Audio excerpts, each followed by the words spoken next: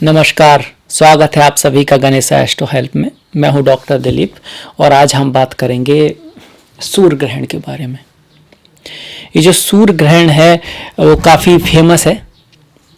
हमारे यहाँ पर ग्रहण बहुत समय से फेमस है और जो ज्योतिष है वो हमारे ऋषि मुनियों की दी हुई एक परंपरा है, ज्ञान है, जिससे हम एक विचार रख करते हैं, एक भविष्य में क्या होगा उसको जानने का, उसे सुधारने का, उसका प्रयास करते हैं। तो जिन लोगों को ज्योतिष पसंद है, जिन लोगों को इस पर विश्वास है, उन्हीं के लिए कार्यक्रम है भी। तो जो हम बात करेंगे सूर्य ग्रहण की, एक काफ़ी विरला सूर्य ग्रहण है। ऐसा सूर्य ग्रहण है जो सदियों में हुआ करता है, क्योंकि ये जो शनि और गुरु साथ में आए हुए हैं वो भी वक्री, ऐसा सदियों में ऐसा होता है। 100 साल 150 साल पहले कभी ऐसा हुआ हो। उसके साथ साथ इनके साथ ही जो इतने सारे ग्रह वक्री हैं, गुरु और शनि तो वक्री हैं ही, इनके साथ साथ बुध का वक्री होना, शुक्र का वक्री होना, राहु केतु तो वक्री हैं ही। तो मंगल को छोड़कर सभी ग्रह वक्री, सूर्य चंद्र का भी वक्री होते नहीं है। तो काफ़ी महत्वपूर्ण ग्रहण है और ये आपका रविवार को 21 जून को होगा, सुबह 10:20 से और करीब 1:50 तक। समय स्थान के अकॉर्डिंग अलग अलग होगा। ये जो समय है ये इंडिया में भी थोड़ा थोड़ा अलग हो सकता है, बाहर तो और अलग अलग होता जाएगा हर कंट्री में। तो समय वो सब बदलेगा। ड्यूरेशन जो है, जो समय जो लग रहा है वो भी कम ज़्यादा होगा जहाँ पर ग्रहण पड़ रहा है उसके अकॉर्डिंग। भारत में पड़ेगा, यूरोप में पड़ेगा, अमेरिका में पड़ेगा, तो काफ़ी हद तक इनको प्रभावित करेगा। जहाँ पर ग्रहण दिखता है, मतलब पढ़ने का मतलब मेरा वही, तो वहाँ पर ही उसका प्रभाव होता है, ऐसा हमारा ऋषि मुनियों का मानना है। जहाँ नहीं दिखता है वहाँ उसका असर नहीं होता है। पर इंडिया में ये क्योंकि दिख रहा है, भारत में ये दिख रहा है, हमारे भारतवर्ष में, तो इस पर असर होगा। असर दोनों ही तरह का होगा ग्रहण का। ऐसा माना जा रहा है, ऐसा माना गया है कि कोई बड़ी महामारी अगर चलती आ रही है तो उसमें हो सकता है थोड़ा कमी आए, हो सकता है कुछ 1 महीने बाद 2 महीने बाद कुछ थोड़ा सा कोई चीज़ निकल के आए। और बाकी जब सूर्य ग्रहण पड़ता है तो सरकार, सूर्य किसको दिखाते हैं? आत्मा को। अगर हम पर्सनल रूप पे देखें तो आत्मा को, वैसे सूर्य दिखाते हैं राजा, सरकार, बड़े लोग, गवर्नमेंट, सब जो बड़ी बड़ी पोस्ट है। अब जैसे स्कूल है तो उसमें हेडमास्टर वहाँ के सूर्य हो गए। अगर कोई ऑफिस है तो उसका जो हेड है वो हो गया। तो हर जगह सूर्य जो टॉप पर जो लोग होते हैं, वो जो कमांड करते हैं, जो ऊपर होते हैं वो, तो उनके लिए थोड़ा सा ये है कि काफ़ी संघर्ष आएगा उनके जीवन में, चाहे वो प्रदेशों की सरकार हो या गवर्नमेंट की सरकार हो। कहाँ से आएगा संघर्ष? क्योंकि पब्लिक में कुछ ऐसा होगा, कुछ घटनाएं होंगी, कुछ उतार चढ़ाव आएंगे। अब 2-4 चीज़ें ही हो सकती हैं। देखिए, बाढ़, भूकंप, इस तरह की, या फिर कोई बीमारी हमेशा कीट पतंगों और वायरस बैक्टीरिया से ही आती है। तो एक तो हमारे यहाँ आई चुकी है, तो इसके कारण काफ़ी हद तक इन लोगों को स्ट्रगल करना होगा। और सरकारों में भी पूरे विश्व में अगर देखा जाए तो जैसे कि चाहे वो अमेरिका हो या रशिया, कुछ ऐसी घटनाएं होंगी जिनसे या तो सरकार पलटे, ना भी पलटे तो काफ़ी हद तक विरोध, काफ़ी संघर्ष झेलना पड़ेगा। अपने घर में, आपके घर में जो विशेष है, आपके पति हैं, आपकी अगर पत्नी काम करती हैं, कुछ घर ऐसे भी हैं, माता हैं, पर वो ही उसको संभालती हैं, तो वो भी सूर्य हो गई उस घर की। तो जो उस घर का जो मेन मुखिया है उसके लिए उनका थोड़ा ज़्यादा ख्याल रखना है। वो सभी राशियों के लिए है। आपकी राशि विशेष के लिए क्या असर होगा उसका भी हम इसमें बात करेंगे। तो सूर्य ग्रहण के बारे में थोड़ी सी बातें जो कॉमन है वो एक बार हम बता देते हैं कि 12 घंटे पहले सूर्य ग्रहण होने से सूतक लग जाता है। सूतक का मतलब होता है कि ये जो समय है वो मंत्र सिद्धि के लिए अच्छा है, पूजा पाठ के लिए अच्छा है, पर मूर्ति को नहीं छूते, ऐसा कुछ लोग बोलते हैं, मंदिर बंद हो जाते हैं। पर मेडिटेशन, ध्यान, कोई भगवत गीता पढ़ना, कोई अच्छी किताब पढ़ना, उसके लिए बहुत अच्छा समय है। अगर आपको मंत्र सिद्धि है, किसी गुरु से आपको मंत्र प्राप्त हुआ है, तो इसमें उनका असर बहुत ज़्यादा होता है। तो सूतक में इन सब चीज़ों का ध्यान रखना होता है। सूतक जैसे ग्रहण लगेगा, जब ग्रहण खत्म हो जाएगा उसके बाद सूतक खत्म, उसके बाद दान पुण्य करने का हमारे उसमें विधान रहा है। तो दान को बोलते हैं कि इस दिन ज़्यादा लगता है। अब वैसे तो हर दिन ही लगता है, पर देखिए वक्त की बात है, वही वक्त होता है कि व्यक्ति सेम व्यक्ति वही व्यक्ति, राजा वही व्यक्ति रंक। वो कहानी भी आपने सुनी होगी, काफ़ी फेमस कहानी है कि एक व्यक्ति ढूंढने चला किसी सबसे सजीव सबसे खूबसूरत आदमी को, तो उसने एक तस्वीर बनाई। उसके बाद उसको मन हुआ कि सबसे बदसूरत आदमी को, जब कुछ समय बाद वो चला तो उसने फिर से एक व्यक्ति की तस्वीर बनाई। पर जब उसने उसकी तस्वीर बनाई तो वो व्यक्ति रोने लगा कि क्यों, समझ में नहीं आया। फिर उसने बताया कि वो जो खूबसूरत व्यक्ति था वो भी मैं ही था। तो समय बड़ा बलवान होता है। तो जब ये ग्रहण हो या फिर कोई त्यौहार हो, चाहे महाशिवरात्रि हो या एकादशी हो, तो उन दिन समय में एक विशेष ऊर्जा होती है। ऐसा नहीं है कि और दिन अगर आप दान करते हैं तो उसका फल नहीं मिलता। तो एक दिन, ये कुछ विशेष दिन होते हैं, इनका एक विशेष महत्व होता है। तो अगर दान पुण्य करते हैं, अपने पितरों के लिए कुछ दान करें जिनको अमावस्या होती है। सूर्य ग्रहण हमेशा अमावस्या को ही होता है, चंद्र ग्रहण पूर्णिमा को होता है। तो पितरों से रिलेटेड किसी को कुछ करना है, पूजा वगैरह, उसके लिए भी अच्छा है। वैसे भी आप उसको दान पुण्य करने के लिए अच्छा है। सूर्य की रोशनी में न जाएं, मतलब कि ये नहीं है कि अब अगर काम है तो जाएंगे तो उसकी तरफ देखें नहीं, कैप लगा लें जहाँ तक हो सके। ऑफिस में काम करते हैं तो बहुत ही बढ़िया बात है, बाहर ना निकलें। वैसे भी कोरोना की वजह से बाहर जितना कम निकलेंगे उतना अच्छा है। सिक्योर रहें, मतलब कि कोई रिस्क ना लें, कोई अधर्मपूर्ण काम तो बिल्कुल ही ना करें। कारण है उसके कि जब भी ग्रहण होगा, देखिए सूर्य चंद्र आपके पास में आ जाएंगे, है ना, और चंद्र के ही जो नोड हैं वो राहु और केतु हैं।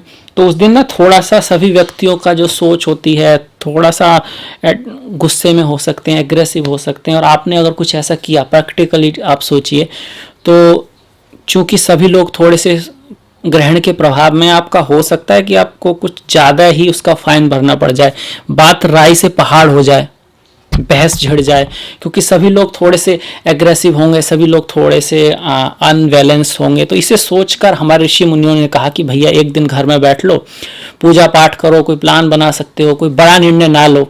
वो भी इसीलिए कहा है कि आपका जो मस्तिष्क है वो थोड़ा सा उद्विग्न रहेगा, तो उस दिन बड़ा निर्णय नहीं लेना चाहिए। अब क्या सभी का रहेगा? नहीं, ऐसा नहीं है। जिन व्यक्तियों की उन ग्रहों की महादशा चल रही है जो इस ग्रहण में प्रभावित हो रहे हैं, जैसे कि सूर्य, चंद्र, राहु के साथ साथ बुध अगर वहाँ पर हैं, उनकी चल रही है, तो फिलहाल उस टाइम थोड़ा सा ध्यान रखना होगा, क्योंकि बुध भी वहीं पर रहेंगे। इसके अलावा मंगल, शनि क्योंकि मलेफिक होते हैं, उसका भी थोड़ा सा आप ध्यान रखें। उन लोगों की को थोड़ा ज़्यादा ध्यान रखना है। अगर आपकी अच्छी महादशा चल रही है, आपकी कुंडली काफ़ी मजबूत है, तो हो सकता है आप इसका कोई प्रभाव ना देख पाएँ, मतलब ऐसा कि जिसे आप महसूस कर पाएँ। और अक्सर लोगों के साथ ऐसा ही होता है, कुछ ही लोगों पर इसका प्रभाव होता है। पर ये बड़ी घटना है जिसका विश्व पर प्रभाव होगा, और एक ज्योतिष प्रेमी के तौर पर, हमारी एक धरोहर है उसके तौर पर, एक जानकारी के तौर पर भी इसको आपको जानना चाहिए। बड़ा इंटरेस्टिंग होता है जानना समझना, जिन्हें इंटरेस्ट है। तो इसके बाद हम आपकी राशि के बारे में बात करेंगे कि भाई आपकी राशि के लिए क्या रहेगा। बाकी जो सूतक होगा उसमें हमें क्या नहीं करना है वो थोड़ा सा मैं बता देता हूँ। एक तो ये बड़ा निर्णय नहीं लेना है, कहीं पैसा इन्वेस्ट नहीं करना है, और ये सब चीज़ें हैं कि भाई कोई भी बड़ी चीज़ ना करें। ये सब मंत्रों का जाप कर सकते हैं। भगवान विष्णु के मंत्रों का जाप खासकर अच्छा माना जा सकता है, क्योंकि राहु केतु जब अमृत पी रहे थे तो भगवान विष्णु ने उनका जो गला काट दिया था, मोहिनी रूप में थे वो। तो इस वजह से कुछ लोग भगवान विष्णु के मंत्रों का जाप बताते हैं। भगवान सूर्य के मंत्रों का जाप भी किया जा सकता है, भगवान चंद्र के मंत्रों का जाप किया जा सकता है, और मेडिटेशन, ध्यान, योगा वो सब किया जा सकता है। हवन वगैरह भी किया जा सकता है, उसके लिए भी अच्छा समय है, आप हवन वगैरह कर सकते हैं। तो जैसे किसी को चंद्र का कुछ उनकी कुंडली में कमज़ोर है तो वो खीर घी का हवन कर सकते हैं। सूर्य के लिए तेल का, घी का हवन कर सकते हैं। ये सब चीज़ें हैं। इसके अलावा स्नान को बोलते हैं कि ग्रहण से पहले ही कर लिया जाए तो अच्छा है, या फिर ग्रहण के बाद करें, ये भी अच्छा है। थोड़ा सा बोलते हैं कि जो बड़े इस तरह की जो चीज़ें, जैसे चाकू हो गया, तलवार होगी, इस तरह की चीज़ों को यूज ना करें। मेरे ख्याल से इसी तौर पर किया गया हो कि अगर ऐसी चीज़ें आपके हाथ में हैं, आसपास हैं, और चूंकि ग्रहण को लोगों की मेंटलिटी थोड़ी सी अपसेट हो सकती है, आपकी ना हो दूसरे की, तो गुस्से में अगर आपसे कुछ ये सोच के कहा होगा भैया इनको तो अलग ही रख दो। इसके अलावा ये भी बोलते हैं कि आप खाना कम ही खाएं, क्योंकि कम खाना खाने से आदमी को निद्रा कम आती है, आलस कम रहता है, उसका दिमाग भी थोड़ा सा कम ही खाया जाए, पूजा पाठ में लगता भी है। अब ज़्यादा खाना खा लेंगे तो नींद आएगी, तो मंत्र सिद्धि क्या करेंगे, पूजा पाठ क्या करेंगे। थोड़ा कम खाना खाएं, दूध से बनी चीज़ें थोड़ी कम खाएं, ऐसा कहा गया है। दूध एक्चुअली एसिडिक होता है, वो जो है ना पेट में उसको बढ़ाता है, गैस्ट्रिटी को बढ़ाता है। वैसे भी प्रकृति में आप देखिए, जब बच्चे छोटे हैं उनके लिए मना नहीं है, वो तो दूध पीते ही हैं, पर जैसे ही बच्चे बड़े होते हैं, चाहे वो किसी भी जीव के हों, चाहे वो गाय का बछड़ा हो या भैंस का बच्चा हो या किसी का भी हो, वो अपना दूध छोड़ देते हैं, वो प्रकृति की दूसरी चीज़ें खाते हैं। और ये सभी जीव करते हैं मनुष्य को छोड़कर। तो दूध को बहुत ज़्यादा हेल्थी बचपन में तो ठीक है, चलो 16, 17, 18, उसके बाद थोड़ा सा दूध को कम कर देना चाहिए, ऐसा हमारे ऋषि मुनियों का मानना रहा है। बाद में और क्या नहीं करते भाई, इसको अपने बड़ों का अपमान न करें, बड़ों का अपमान न करें। आपके जो पूर्वज हैं उनको अगर उनके लिए प्रार्थना करते हैं बहुत अच्छी बात है, पर गलती से भी उनका अपमान नहीं करें इस दिन, ये बहुत खास बात है। कोई भी बुरा कार्य, कोई भी बुरी सोच अगर आती भी है तो उसको वहीं से ख़त्म कर दें, क्योंकि चीज़ें बढ़ सकती हैं, चीज़ें बिगड़ सकती हैं, इस चीज़ का ध्यान रखना है। तो इसके साथ ही फिर इसके बाद करेंगे हम बात आपकी राशि के बारे में। आइए अब बात करते हैं आपकी कुंडली के बारे में, कुंभ लग्न, कुंभ राशि के बारे में। तो इस तरह से आपकी कुंडली दिखती है। आपके पंचम भाव में ये ग्रहण पड़ेगा। ग्रहण जो होगा वो मृगशिरा और आर्द्रा 2 नक्षत्रों में पड़ने वाला है। ये ग्रहण 2 तिथि 2 योगम में पड़ रहा है। काफ़ी लंबे समय बाद ऐसा ग्रहण है जिसमें कि गुरु और शनि एक साथ हैं और वक्री हैं, और इतने सारे वक्री ग्रह चल रहे हैं। एक महत्वपूर्ण ग्रहण है जिसका असर 1 महीने तक रहेगा, पर ज़्यादा असर 7 दिन तक ही रहेगा। जिन बातों की मैं बातें कर रहा हूँ, अगर उनका असर उन्हीं पर होगा वैसे तो, जिनकी अगर सूर्य चंद्र राहु बुध की दशा अंतरदशा चल रही है और सूर्य चंद्र राहु बुध आपकी कुंडली में अच्छे नहीं हैं, तो अगर ऐसा नहीं है तो उसका आप पर असर बहुत कम होगा, बहुत ही कम होगा। आप हो सकता है उसको महसूस भी ना करें, पर फिर भी जो सावधानियां हैं वो बरती जा सकती हैं, इससे कुछ अच्छा ही होगा। तो 5वें घर पर ग्रहण है, तो पहले ये देख लेते हैं कि 5वां घर है क्या। 5वां घर वास्तव में तो पूर्व पुण्य को दिखाता है, मतलब पिछले जन्म में जो कुछ अच्छे कर्म किए उसकी वजह से इस जन्म में कोई अच्छी घटनाएं, अचानक से कुछ पुण्य मिलना, कोई काम हो जाना, चाहे वो धन को लेकर हो, चाहे वो कोई इच्छा पूर्ति को लेकर हो। तो अगर 5वें घर में अच्छे ग्रह होते हैं तो व्यक्ति को कई बार चीज़ें आसानी से मिल जाती हैं, उसकी बुद्धि भी अच्छी होती है, क्रिएटिविटी का भी ये भाव है, रचनात्मक जो पॉलिटिक्स पावर का जो होता है, शक्ति का, उसका भी ये घर है। इसके साथ साथ दूरदृष्टि, व्यक्ति की चीज़ों को समझने की क्षमता, दूर तक देख पाने की क्षमता, अच्छे निर्णय लेने की क्षमता में भी पंचम भाव का विशेष महत्व है। ये भाव नवम भाव से नवम भाव है, तो ये आपके दादाजी का भी भाव हो गया एक तरह से। आपके जो पिता के जो पिताजी हैं उनका भी ये भाव आ गया आपका। इसके साथ साथ पंचम जो भाव है, ये एक्टर जो होते हैं, एक्टिंग जो लोग करते हैं, कलाकार जो लोग होते हैं, या पॉलिटिक्स में जो लोग होते हैं, या जो स्टेज परफॉर्मेंस करते हैं जहाँ पर आपको जाकर परफॉर्म करना होता है, उसके लिए भी इसी भाव को चुना जाता है। पंचम भाव में इतने सारे ग्रह और ये जो ग्रहण पड़ रहा है, वो सबसे पहले तो आपकी बुद्धिमत्ता के लिए उस दिन, ग्रहण वाले दिन बड़ा ध्यान से रहना है। गुस्सा आपको आ सकता है, मन में थोड़ा उद्वेग हो सकता है, आप छोटी सी बात को बढ़ा सकते हैं, या फिर आप राई का पहाड़ बना सकते। कई बार होता है ना, आदमी का मन ठीक नहीं होता, मूड ठीक नहीं होता, और वो थोड़ा सा बहुत अच्छा फील नहीं करता, तो उस समय क्या होता है, छोटी सी बात पे भी लोग झगड़ा कर देते हैं। कई बार तो बात इतनी छोटी होती है कि समझ में नहीं आया कि भाई इस बात पे झगड़ा हुआ क्यों। तो इस तरह की घटना हो सकती है, इस बात का ध्यान रखें। उसके लिए कई चीज़ें ज़रूरी हैं। एक तो आहार हल्का लें, नींद पूरी लें। नींद जब पूरी नहीं होती तो व्यक्ति को वैसे भी ज़्यादा गुस्सा आ सकता है। पानी पीते रहें, कोई पॉजिटिव किताब पढ़ते रहें, कोई अच्छा म्यूजिक, कोई कॉमेडी, इस तरह की जो हेल्थी कॉमेडी है वो देखते रहें ताकि आपका मन प्रसन्न रहे। आपके जो मनपसंद देवता हैं, प्रभु हैं, आपके इष्ट हैं, उनका मंत्रों का जाप कर सकते हैं मन से, ध्यान से। कोई पिक्चर भी देख सकते हैं इस तरह की, कोई हो तो आपको बहुत पसंद हो, आपकी कोई फेवरेट हो, उसको देख सकते हैं ताकि आपका मूड अच्छा रहे। बाहर ना ही जाएं तो अच्छा है, सूर्य को ना ही देखें तो अच्छा है। कोई बहुत बड़ा निर्णय ना लें, कोई बहुत बड़े निर्णय ना लें। बच्चों का ख्याल रखें, अगर आपके बच्चे हैं उनके हेल्थ का ख्याल रखें, ध्यान रखें वो क्या कर रहे हैं क्या नहीं कर रहे हैं, क्योंकि बच्चों का ही घर है। अगर आप गर्भवती महिला हैं तो आपके लिए खासकर कि आप बाहर ना निकलें, सूर्य ग्रहण को ना देखें। बाकी खाने पीने में आपका कोई बड़ा फरेज नहीं है। अगर आप गर्भवती हैं तो पानी पिएं, फल खाएं, फूल खाएं, खाना हल्का रखें, खाना बहुत गहरा ना लें, हल्का रखें, आराम करें और कोई अच्छी चीज़ देखें। भगवान कृष्ण की पूजा कर सकते हैं, लड्डू गोपाल को देख सकते हैं, भगवत गीता पढ़ सकते हैं। ये सब चीज़ें आपको बताई जा सकती हैं कुंभ के बारे में। बाकी थोड़ा और ग्रह को भी देखें तो आपके चतुर्थ भाव में शुक्र वक्री हैं, पर वो यहाँ पर मालव्य नाम का महापुरुष योग बनाकर बैठे हैं।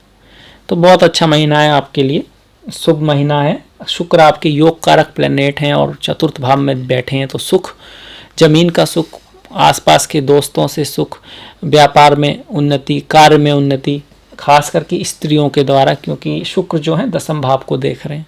दसम भाव को देखें तो दसम भाव जो होता है कार्य का होता है, फेम का होता है, उन्नति का होता है, तो उस पर दसम भाव की दृष्टि पड़ेगी। पिता के भाव को भी देख रहे हैं, पिता के धन में भी वृद्धि हो सकती है, पिता का भी कुछ उच्च पद प्राप्ति हो सकती है। पर जहाँ तक ग्रहण का सवाल है तो ग्रहण के आसपास इन चीज़ों का ध्यान रखना है जो मैंने कहा। खासकर यदि आपकी राहु, चंद्र, सूर्य, बुध इसकी दशा अंतर्दशा चल रही है और वो आपकी कुंडली में वीक हैं, कमज़ोर हैं, तो गुरु और शनि का बारे में रहना खर्चा बढ़ाएगा। रोग, ऋण, शत्रु, किसी वाद विवाद में ना उलझें। धार्मिकता के लिए अच्छा है, गुरु का वहाँ पर रहना मंत्र उच्चार के लिए अच्छा है, सिद्धि के लिए अच्छा है। हालांकि गुरु को मिलने में, किसी अच्छे गुरु को मिलने में थोड़ी सी प्रॉब्लम आएगी, क्योंकि गुरु बारह में आ रहे हैं, इतनी आसानी से मिलेंगे नहीं। बाहर के कोई व्यक्ति से ज्ञान प्राप्त हो सकता है, बाहर की यात्राओं के भी योग बनते हैं, बाहर के लोगों के थ्रू भी कुछ धन प्राप्ति भी हो सकती है और वो लोग आपको किसी तरह से हेल्प भी कर सकते हैं। गुरु की दृष्टि शुक्र पर आ रही है तो भोग की जो वस्तुएं होती हैं उनकी वृद्धि होगी, उसको बढ़ाएंगे गुरु। घर खरीदने की, गाड़ी खरीदने के ऐसे योग बने हुए हैं बहुत अच्छे। पर चूंकि ये सभी ग्रह बकरी हैं तो जब तक बकरी हैं तो इनमें थोड़ा सा प्रॉब्लम भी क्रिएट करेंगे ये। और बकरी का मतलब होता है पूर्व जन्म का, पुरानी चीज़ों का वापस आना। तो आप ऐसे व्यक्ति जिनसे आपकी पुराने समय से जानकारी है, पुराने दोस्त, वो आपसे फिर से कांटेक्ट कर सकते हैं या आप उनसे कांटेक्ट कर सकते हैं। ये अच्छा भी है। ये जो समय है वो प्लान बनाने के लिए, अवलोकन करने के लिए, स्थिति का, पुरानी गलतियों को समझने के लिए कि क्या गलती हुई, तभी तो हम प्लान भी बनाएंगे ताकि हम समझ पाएँ हाँ कि ये मेरी कमजोरी है, ये मेरी ताकत है। तो अपनी ताकत को स्ट्रॉन्ग कीजिए, उस पर ज़्यादा फोकस कीजिए, कमजोरी पे थोड़ा ध्यान रखिए ताकि आप गलती ना करें और उसके अकॉर्डिंग प्लान बनाइए और फिर उसको आप एप्लीकेशन करना है उसका। क्योंकि आपकी जो 7:30 शुरू हो चुकी है, इसमें व्यक्ति कई बार प्लान बनाता है पर उसको एप्लीकेशन नहीं करता है, दूसरे पर भरोसा कर लेता है जो कि उसे नहीं करना चाहिए। ऐसे में किसी को सताना नहीं चाहिए, झूठ नहीं बोलना चाहिए, कपट नहीं करना चाहिए। शनि भगवान की या फिर भगवान कृष्ण की, जो भी आपके इष्ट हो, उसकी पूजा करते रहना चाहिए। अपने कार्य को नहीं बदलना चाहिए जब तक कि दूसरा कार्य जो आप करना चाहते हैं उसको पूरी तरह से झांक फर्क ना लें, जिसका आपको पूरा पता ना हो तब तक कोई नया कार्य ना करें। कोई अजान व्यक्ति आके कहता है कि भाई इससे तो ये कार्य अच्छा है या हमारे साथ आ जाओ, तो उसे ना करें। खासकर कि जब सारे ग्रह बकरी हैं तो जानने वाले लोगों से ही कार्य करें तो अच्छा है। एकदम नया कार्य ना करें, एकदम नए व्यक्तियों के साथ कार्य शुरू ना करें। इसके साथ साथ मंगल का जो द्वितीय भाव में आना है वाणी को थोड़ा कर्कश बना सकता है, वाणी में थोड़ी तीव्रता, तीखापन ला सकता है, जिससे आपके परिवार में या आपके परिवारजन आपसे रुष्ट हो सकते हैं, आपकी बात का बुरा मान सकते हैं। हो सकता है आपका उस तरह का भावना ना हो ऐसा कहने की, पर वो लोग उसको गलत समझ सकते हैं। तो वाणी को बहुत ही मधुर मिठास का रखें, कोई कड़वी वाणी ना बोलें, इस तरह की ध्यान रखें कि लोग उसको गलत से ले सकते हैं।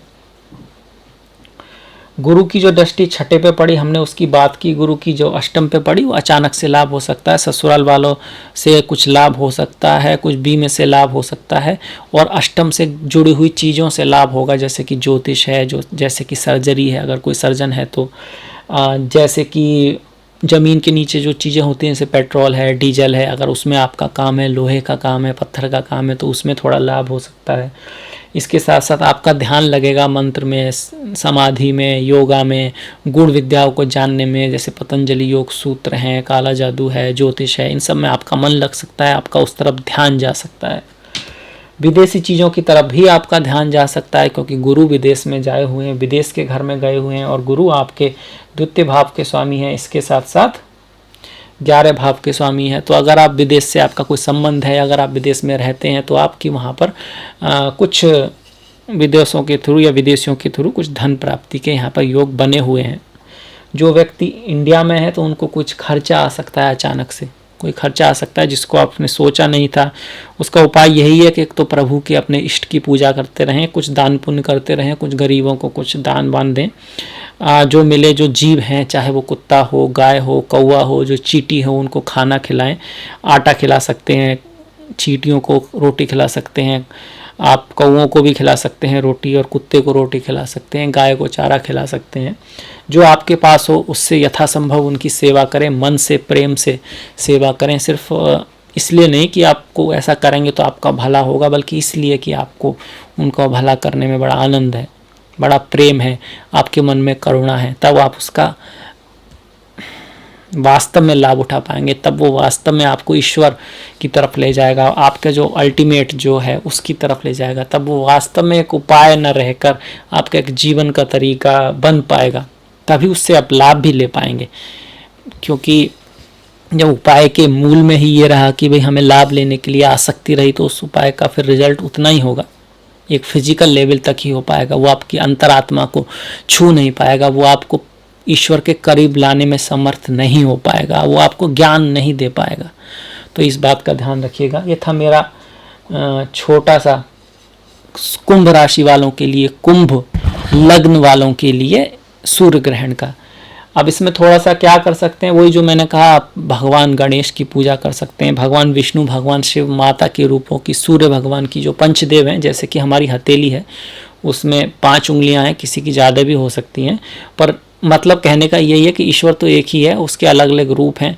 जैसे कि भाई पालन करते हैं तो भगवान विष्णु का रूप दे दिया, संहारक तो शिव का रूप दे दिया, ज्ञान के रूप में माता का रूप दे दिया, क्रिएटिविटी के लिए, रचना के लिए ब्रह्मा या सूर्य का रूप दे दिया। तो और ऑस्पिशियसनेस के लिए गणेश जी या बुद्ध का रूप को हम पूजा करते हैं। हालांकि हर जो रूप दिया गया है उसमें हर एक चीज़ का एक महत्व, हर एक चीज़ से बहुत कुछ सीखने को मिलता है। तो आप जो भी आपके इष्ट हैं उनकी प्रार्थना कीजिए, ध्यान लगाइए, खाना हल्का खाइए, दूध की चीज़ें ज़्यादा मत लीजिएगा। अगर आपका स्वास्थ्य अच्छा है, अगर आप बच्चे नहीं हैं, अगर आप गर्भवती महिला नहीं है, उनके लिए कोई बंधन नहीं है, कुछ ऐसा नहीं है, सिर्फ धूप में नहीं जाना है और थोड़ा सा हल्का ही खाना खाना है, स्वास्थ्य का ध्यान रखना है, नींद अच्छी लेनी है बच्चों के लिए और गर्भवती महिलाओं के लिए। बच्चों का थोड़ा धूप में जाने का थोड़ा ज़्यादा है क्योंकि वो शरारती होते हैं, वो हो सकता है कि ना सुने, तो उनको थोड़ा सा ध्यान रखना है, ना ही जाएँ तो अच्छा है। तो ये था कुंभ के बारे में। मुझे आशा है आपको अच्छा लगेगा, पसंद आएगा। अच्छा लगा हो, पसंद करा आया हो आपको तो प्लीज़ लाइक कीजिएगा, प्लीज़ शेयर कीजिएगा, और जो बेल बटन है उसको दबा दीजिएगा, घंटी वाला है। शेयर करेंगे तो दूसरे लोग भी देख पाएंगे। इसके साथ साथ मैंने डिस्क्रिप्शन में अपना फेसबुक का लिंक दिया है, इंस्टाग्राम का लिंक दिया है, तो आप चाहें सपोर्ट करना चाहते हैं तो उसको लाइक कर सकते हैं, फॉलो कर सकते हैं, कोई क्वेश्चन हो तो पूछ सकते हैं। और इसी मंगल कामना के साथ कि आपका ये आने वाला महीना शुभ हो, मंगलमय हो, मैं विदा लेता हूँ नेक्स्ट वीडियो तक। तब तक के लिए नमस्कार।